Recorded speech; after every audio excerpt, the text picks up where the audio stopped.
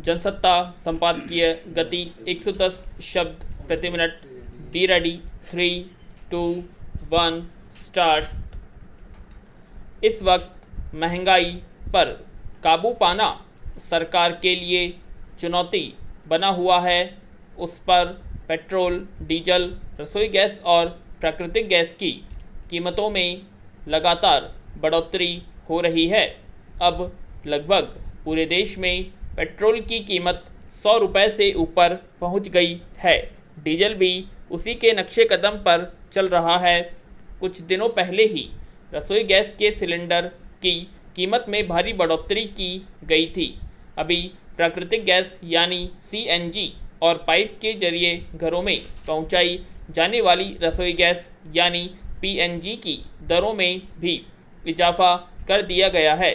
स्वाभाविक ही इसका असर आम लोगों की रोज़मर्रा की ज़िंदगी पर पड़ रहा है। कोरोना काल में बाजार, कारोबार, उद्योग धंधे बंद होने की वजह से लाखों लोगों के रोजगार छिन चुके हैं। लाखों लोगों की वेतन वाली नौकरियां जा चुकी हैं। निजी संस्थानों में कर्मचारियों के वेतन में भारी कटौती की गई है। जो फेरी लगाने, मिस्त्रीगिरी, इधर से उधर सामान पहुंचाने वगैरह का काम किया करते थे, उनके धंधे में भारी गिरावट आई है। ऐसे में देश के हर वर्ग के सामने अपने दैनिक खर्च में संतुलन बिठाना मुश्किल हो रहा है।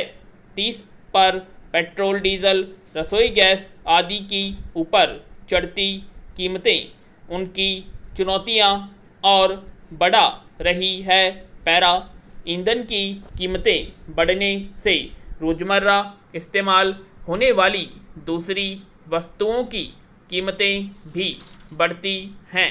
उनकी उत्पादन लागत, ढुलाई आदि पर खर्च बढ़ जाता है, जिसे अंतिम रूप से आम उपभोक्ता को ही वहन करना पड़ता है। लोगों की कमाई लगातार घटती गई है और उनके रोज के यातायात और खाने पीने पर खर्च बढ़ गए हैं। इसके अलावा बच्चों के स्कूल की फीस, उनकी पढ़ाई लिखाई से जुड़े दूसरे खर्चों को संभालना मुश्किल है। स्थिति यह है कि इस वक्त महंगाई अपने चरम पर है। उसे काबू में करने के तमाम प्रयास विफल हो चुके हैं। बैंकों की ब्याज दरें निम्नतम स्तर पर रखी गई हैं ताकि बाजार में कुछ गति आए, पर उसका कोई असर नहीं हुआ, इसलिए कि लोगों की क्रय शक्ति काफ़ी कम हो गई है और उन्हें जब रोज़मर्रा के खर्च पूरा करने में ही हाथ रोककर चलना पड़ रहा है, तो दूसरे टिकाऊ सामान और विलासिता की चीज़ों पर उनसे खर्च की उम्मीद ही भला कैसे की जा सकती है। स्वाभाविक ही महंगाई की सबसे बुरी मार निर्धन और औसत आय वाले परिवारों पर पड़ती है। यह सब जानते हुए भी सरकार की तरफ से तेल की कीमतों पर लगाम लगाने के व्यावहारिक उपाय पर नज़र नहीं आ रहे हैं। पैरा यह ठीक है कि जब अंतर्राष्ट्रीय बाजार में कच्चे तेल की कीमत बढ़ती है तो उसका असर खुदरा कीमतों पर भी पड़ती है, मगर यह कोई पहला मौका नहीं है जब कच्चे तेल की कीमतें बढ़ रही हैं। पिछले कार्यकाल में केंद्र सरकार ने पेट्रोल और डीजल की कीमतों पर इस तर्क के साथ सीधे अतिरिक्त कर लगाए थे कि उस राशि का उपयोग तेल संकट के समय में किया जाएगा। उस राशि से तेल पुल बनाने की भी योजना थी। उस कर में लगातार बढ़ोतरी हुई है, पर तेल संकट से उबरने की दिशा में एक भी उपाय नज़र नहीं आता। कुछ राज्य सरकारों ने तेल पर अपने करों में कटौती की है, मगर उसका भी कोई उल्लेखनीय नतीजा नहीं निकला है। जब तक केंद्र सरकार पेट्रोल, डीजल, रसोई गैस और प्राकृतिक गैस की कीमतों को संतुलित करने के लिए कोई व्यवहारिक कदम नहीं उठाती, तब तक आम लोगों की मुश्किलें शायद ही कम हो पैरा। ऐसा जीवन अर्जित कर पाना कम ही लोगों के लिए मुमकिन हो पाता है, जिसके हिस्से में दर्ज सफ़र किसी के लिए रास्ता बनने में मददगार हो तो कोई उससे अपनी मंजिल के सामने छाए धुंधलके को साफ कर सके। दिलीप कुमार एक ऐसी ही शख्सियत थे जिन्हें भारतीय फिल्मों के अभिनय के बादशाह के तौर पर जाना जाता रहा, मगर इसके समानांतर वे इतने ही बेहतरीन और सलीके वाले शख्स थे।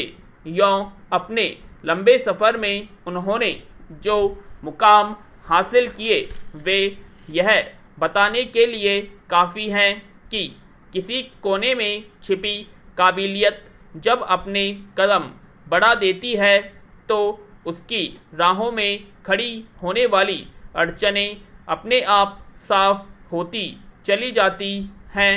दिलीप कुमार ने जब फिल्मी दुनिया में अपने कदम रखे थे तब शायद उन्होंने सोचा भी नहीं होगा कि आने वाले वक्त में वे न सिर्फ एक बेहतरीन कलाकार के तौर पर जाने जाएंगे, बल्कि सिनेमा का सरताज मानो जाने वाली शख्सियतें भी उन्हें एक संस्था की शक्ल में याद करके इज्जत बख्शेंगी।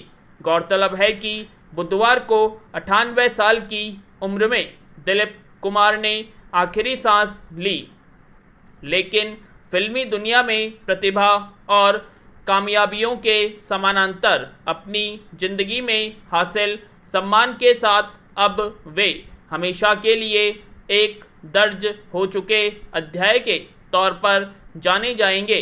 पैरा यह बेवजह नहीं है कि उनके निधन के बाद यह कहा जा रहा है कि उनका जाना दरअसल भारतीय सिनेमा के एक युग का अंत है। दरअसल दिलीप कुमार उर्फ यूसुफ खान के पिता मुंबई में फलों के कारोबारी थे और वे भी उसी में अपनी ज़मीन बना रहे थे, लेकिन महज संयोग से उनकी मुलाकात बॉम्बे टॉकीज की मालकिन देविका रानी से हुई और वहीं से वे दिलीप कुमार भी बने और अपने फिल्मी सफ़र की कहानी की शुरुआत भी की। पहली ही फिल्म ज्वार भाटा के जरिए उनकी काबिलियत की पहचान कई मशहूर फिल्म निर्माताओं को हो गई और उसके बाद उनके लिए रास्ता सिर्फ आगे बढ़ने का था।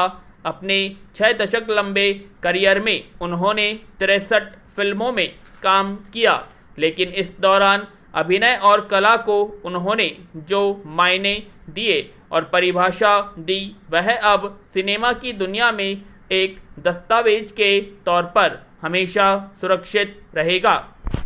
उनके ज़्यादातर समकालीन मशहूर कलाकार जहां अदाकारी की एक खास शैली की वजह चर्चित हुए, वहीं दिलीप कुमार ने अपने अभिनय में जितने आयाम पेश किए उसने उनके काम के दायरे को नया विस्तार दिया। पैरा हर किरदार में डूब जाने का उनके सलीके को इस तरह समझा जा सकता है कि कोहिनूर में सिर्फ एक गाने में सितार बजाने की भूमिका के लिए उन्होंने सितार सीखने में लंबा वक्त दिया, तो नया दौर में तांगा चलाने के दृश्य को ठीक से करने के लिए उन्होंने तांगा चलाने वालों से बाकायदा उसका प्रशिक्षण लिया। उनकी इस संपूर्णता की धुन की वजह से जाने माने फिल्म निर्देशक सत्यजीत राय ने उन्हें मेथड अभिनेता कहा था। दूसरी ओर प्रेम में दिल टूटने के दुख को पर्दे पर समुचित संवेदना के साथ उतार देने के चलते उन्हें ट्रेजेडी किंग का भी खिताब मिला। भारत में जहां उन्हें दादा साहेब फाल्के पद्म भूषण और पद्म विभूषण से सम्मानित किया गया, वहीं पाकिस्तान सरकार ने उन्हें अपने सबसे बड़े सम्मान निशान-ए-इम्तियाज से नवाजा था। विराम।